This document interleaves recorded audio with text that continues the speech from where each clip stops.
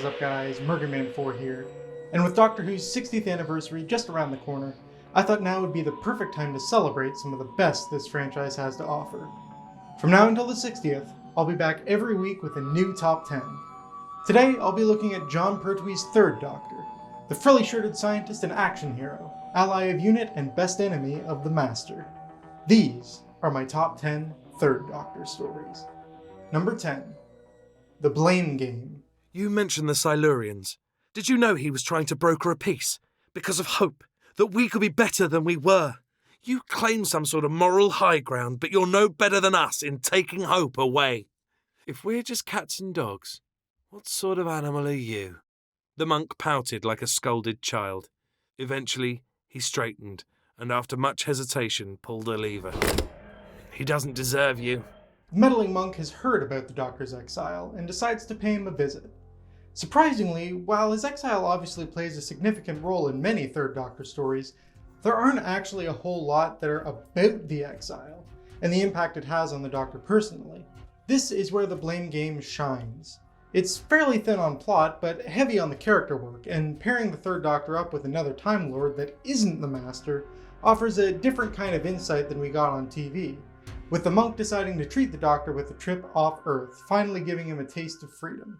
But of course, the monk isn't just doing this out of the goodness of his heart, and in a fun twist, actually tricks the Doctor into creating his own prison, as the Doctor, not knowing where they are in time and space, unwittingly turns Earth into a literal beacon for alien activity. It's a fun in-universe explanation for why Earth attracts so many aliens, and the dramatic irony that it was the Doctor's doing all along is well played.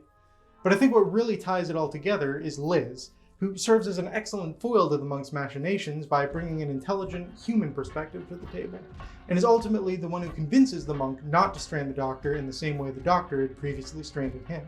As the monk so eloquently puts it, he doesn't deserve you.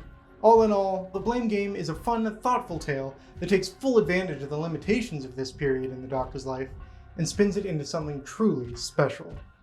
Number 9. The Blue Tooth. Gradually becoming accustomed to the light, the strange figure opposite me came into focus. Its body was almost entirely composed of the blue metal, though one of its hands and a single closed eye appeared to have retained their human form. I started as the human eye snapped open and looked directly at me, and the words it spoke chilled me to the bone. Liz Shaw. What a rare pairing this is. The Third Doctor and the Cybermen. So it might seem a bit disappointing that the Cybermen themselves don't actually show up until about 3/4 through. But honestly, it really works to the story's advantage, which carefully teases their presence before culminating in a wonderfully gruesome and emotional reveal as the Cybermen finally show up properly. The actual conversion aspect, while minimal, is really effective and done in a unique manner that sets this appearance apart from other Cybermen stories, while still feeling suitably Cybermen-y, utilizing a so-called living metal which infects its victims like a virus. And this story leans heavily into the loss of identity and individuality that is both so integral to what makes the Cybermen terrifying, and is also bafflingly absent from many of their appearances. It certainly helps that there's a personal stake in this for Liz, as a close friend of hers has gone missing and ultimately becomes a victim of cyberconversion. Even though we don't know Jean, the fact that Liz does makes this discovery particularly gut-wrenching. Indeed, Liz gets a prominent role in this story, highlighting all the best aspects of her character and giving us a bit more insight into her personal life than we ever received on television. It's a very welcome expansion of a much too short-lived companion. Between this exploration of Liz and its fantastic utilization of the Cybermen, The Blue Tooth makes for a very entertaining story that more than does its premise justice. Number 8. Doctor Who and the Silurians. Soon we shall revive our civilization and reclaim the Earth for ourselves. No, you mustn't. Otherwise there'll be the most terrible war. But if you trust me, I think I can persuade the humans that you are prepared to live with them on this planet in peace. There is not room for both civilizations. Season 7. This is the first entry on this list from that season, and it won't be the last. Brimming with fantastic ideas and fronted by a stellar main cast. With Doctor Who and the Silurians, we meet a race of beings from before the dawn of humanity, which have reawakened to reclaim Earth as their own. What makes this story, and the species, work so well is that it's steeped in moral grayness. Both sides have a point, and both sides have agents working for peace, and working for war, and it's up to the Doctor to somehow stop the Silurians and humanity from wiping each other out. Crucially, and this is something I feel the new series sorely missed with its Silurian redesign, they appear utterly alien, and yet, upon first seeing one face to face, the Doctor's response is to offer a handshake. It's a moment that's so quintessentially doctory, a perfect encapsulation of what makes this character so special. Of course, most of the humans don't have quite the same response. Some take the stance of shoot first, ask questions later, others want to abuse them for their scientific potential, and others still refuse to accept that they even exist. It's a very nuanced take on the situation, giving representation to many different aspects of humanity, and it's a sad and harsh look into the mirror when the story ultimately ends in genocide, even as the Doctor succeeds in finding a peaceful solution. It's a powerful message told across a gripping 7 episodes. And what a gut punch of an ending. Superb stuff. Number 7. Carnival of Monsters. Sorry, Doctor, it's just I thought we weren't getting anywhere. Yes, I know. The trouble is, we're inside the blueprint instead of looking down on it.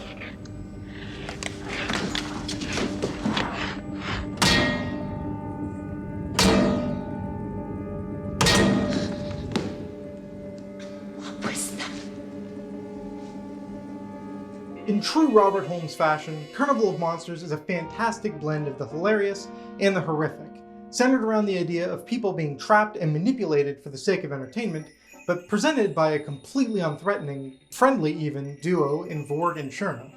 The pair are great fun to watch, with Vorg trying to swindle everyone he meets, and Shurna more the voice of reason, and the trio of Interminorians, disgruntled at their arrival on their planet, are hugely entertaining as well, having a great rapport with one another alongside an abundance of memorable dialogue.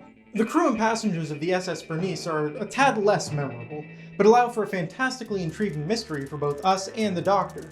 And whilst it's not readily apparent how these scenes connect with the ones on Interminor, the revelation that they're all miniaturized in a device called a miniscope makes for a satisfying answer. The miniscope itself offers great opportunities for some striking visuals, such as a giant hand picking up the TARDIS or a watchful eye through the roof of the machine. And many of these effects are achieved quite admirably on the limited budget.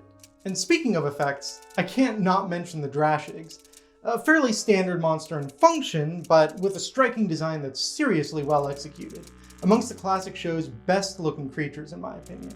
All told, Carnival of Monsters is a fantastically fun and unique story that lets the imagination run wild and has no trouble sticking in the mind after the credits roll.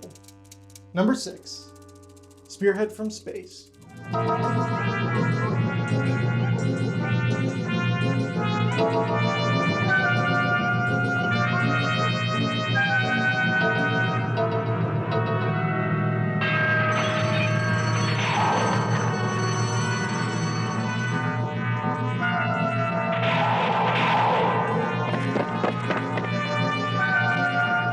Spearhead from Space represents one of the greatest and most successful tonal shifts in the show's history.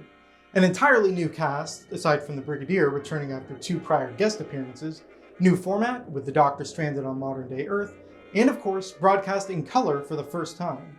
It's a bold rejig that feels completely unlike anything that's come before, and boasts these changes with a great confidence that lets us know that, yes, this is a big change, but we're in safe hands. Jon Pertwee makes a stellar first impression in the role, and I think it's very clever to have a returning face in the Brigadier, giving the Doctor an immediate ally, even if they do butt heads on occasion. Carolyn John also debuts as the ever-capable Liz Shaw, and she and Pertwee have an immediate rapport that makes for a fun contrast to the Doctor's relationship with the Brigadier. Not content just to give us a fantastic trio of leads, writer Robert Holmes also introduces an instantly iconic monster in the form of the Autons, beings made of living plastic. The image of mannequins coming alive and massacring everyone in sight is a simple yet terrifying one, and it's not hard to see why Russell T Davies decided to bring them back for his own reintroduction of the show. The fact that it's all shot on film is the icing on top. It honestly gives it a much more expensive feel, almost as though you're watching a feature film rather than a television show. It's hard to think of a more effective reset than Spearhead from Space. Number 5. Doctor Who and the Day of the Daleks. The Doctor looked round the circle of horror-struck faces. Don't you see? You want to change history, but you can't. You're part of it, trapped in a temporal paradox. Styles didn't kill all those world leaders. He didn't start the wars that led to the Dalek conquest. You did. You did it all yourselves. Who doesn't love a good predestination paradox? Day of the Daleks is perhaps Doctor Who's best use of that particular temporal trope, with a group of resistance fighters from a war-torn future arriving in the present day to avert their hellish timeline, only to become the cause of it. This isn't something we discover until part 4, but it's a fantastic twist that completely changes how one looks at the story and the gorilla's plight, making it all the more tragic. It's a fantastic culmination of an already gripping storyline. So why the novelization then, rather than the televised version? Well, for one, Terrance Dicks greatly expands the world in the future, giving us a greater glimpse at life in the 22nd century, and helping us sympathize more with the gorillas by telling much of the story from their perspective, even kicking off the story with a secret resistance meeting, rather than the first attempted assassination of Styles. Also receiving expansion is the role of the Daleks, which, to be entirely honest, are pretty disposable in the TV version, and whilst they still aren't necessary here, Dicks integrates them in a much more natural fashion and ensures that their presence is felt even when they're not in the room. One thing that's just as effective in both versions is the Controller. His personal struggle and eventual betrayal of the Daleks is fascinating, and his final line of "Who knows? I may have helped to exterminate you" never fails to give me chills. He's a great character that's a prime example of a villain that isn't evil, just a victim of circumstance. As the Doctor says, the Daleks would always have found someone. Really excellent stuff all around. Number 4, the Scorchies. Joe is making a thing. It's got lights that flash and go bing. What a lovely thing to sing about Joe making a thing. What a wonderfully bonkers story. It takes something special to make a story that's simultaneously a huge amount of fun, whilst delivering not only a credible threat, but a downright terrifying one in the form of singing puppets of all things. Katie Manning is on top form here, not just as Jo Grant, but also some of the eponymous Scorchies, a role shared with Melvin Hayes, as the two of them breathe life into this mismatched band of puppets, giving each a distinct personality and tone, and the contrast of a species bent on destroying worlds taking on the guise of a children's television program is incredibly effective. The highlight, I would say, is the use of songs. A rarity in Doctor Who, but it works really well here, and the music is ridiculously catchy. You'll be bobbing along to the beat of "Joe is making a thing" long after the fact. And at the core is a genuinely tragic tale of a civilization's downfall. Too glued to their televisions to stop an invasion of their planet, the TV's inventor discovered a way they could escape via television waves. But things went wrong and the survivors lost their bodies in the process. So now they roam from planet to planet, hell-bent on sharing their fate with everyone else. The idea of TV leading to a civilization's downfall is a bit of a silly one, and intentionally so, but because it's played with such sincerity, it retains the dramatic weight the revelation deserves. Seriously, laughter and joy, sadness and fear, this is a story that's got it all, perfectly balanced and presented in an unforgettable manner. Simply fantastic. Number 3, Invasion of the Dinosaurs. Just what are they going to do, Mike? They're going to roll back time. The world used to be a cleaner, simpler place. It's all become too complicated and corrupt. Roll back time, I see. Do you realize what'll happen if they succeed? We shall find ourselves in the Golden Age. There never was a Golden Age, Mike. It's all an illusion. Let's get this out of the way first. Yes, the dinosaurs look like crap. And I genuinely couldn't care less, because Invasion of the Dinosaurs is a cracking story that has so much more to offer than that. The story kicks off with an eerie first episode as the Doctor and Sarah explore deserted London, encountering looters and army patrols. It's a really intriguing mystery that continues to be built upon as the story progresses, and as we peel back the layers, a conspiracy is uncovered. Generally speaking, the best kind of Doctor Who villains tend to be the morally grey ones. The ones with altruistic goals, but who are willing to achieve them at a terrible cost. And Operation Golden Age is just that. Having seen what humanity has done to the Earth, all the wars and pollution and corruption, they wanted to give humanity a fresh start, an opportunity to do things right, by reversing time and effectively wiping out the human race, aside from a select group. In a particular shock, Mike Yates, a regular character and ally of the Doctor for more than 3 seasons at this point, has joined their cause and is actively working against our heroes throughout the course of the story. It's a kind of betrayal that the show hasn't really explored before or since, and significantly raises the stakes as it becomes increasingly difficult to know who can be trusted. And the dinosaurs are a fun way to sneak in some monsters, but this is a story that's about humanity, the good and the bad. It's a condemnation, but not one without hope. As the Doctor says, take the world that you've got and try and make something of it. It's not too late. A fantastic story with a fantastic message. Number 2, The Green Death. That'll be list 3, Joe? Where else would you like to go? But I've only got 10 minutes. Joe, you've got all the time in the world. And all the space. I'm offering them to you. But Doctor, don't you understand? I've got to go. This Professor Jones, he's fighting for everything that's important. Everything that you fought for. The Green Death has it all. A scary monster, great action, a chilling human villain, an evil maniacal supercomputer, a beautiful blooming romance, a fantastic message, and one of Doctor Who's most touching and bittersweet companion departures of all time. Honestly, the only fault I could accuse The Green Death of is some shoddy CSO work. Everything else is genuinely superb.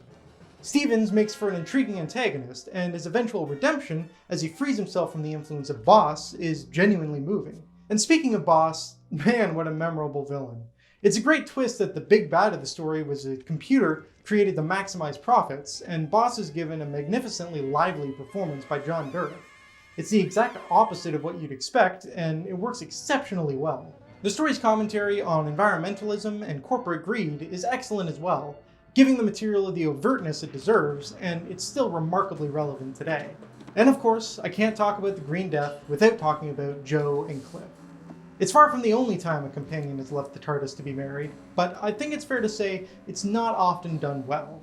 But here, it's an incredibly natural romance, and their growing intimacy throughout the story, as well as the Doctor's reluctance to let Jo go, perfectly sets up her departure at the end of the story, with the Doctor driving off in Bessie, making for one of the most heartbreaking shots in all of Doctor Who. It's beautifully done, and never fails to bring a tear to my eye. But also a smile, because you know Jo's gotten a happy ending.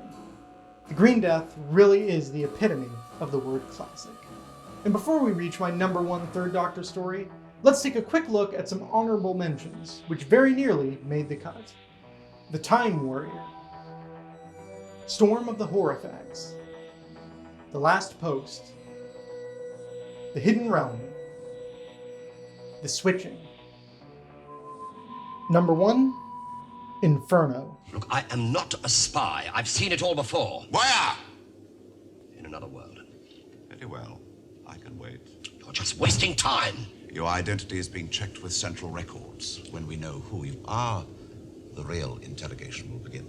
But I don't exist in your world. And you won't feel the bullets when we shoot you.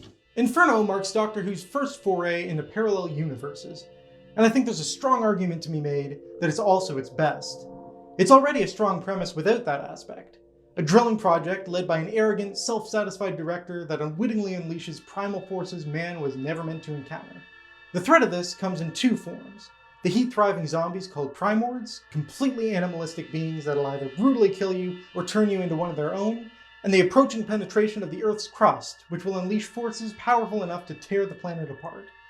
So it's safe to say that the stakes are high, and between the Primords and Professor Stallman's unwillingness to compromise the project, it makes for an incredibly tense storyline.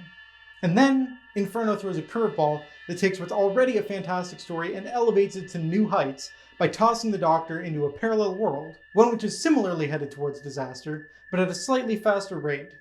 This affords a rare opportunity for the Doctor to actually lose, for us to witness the full consequence of failure without it being some sort of cop-out or magic reset button.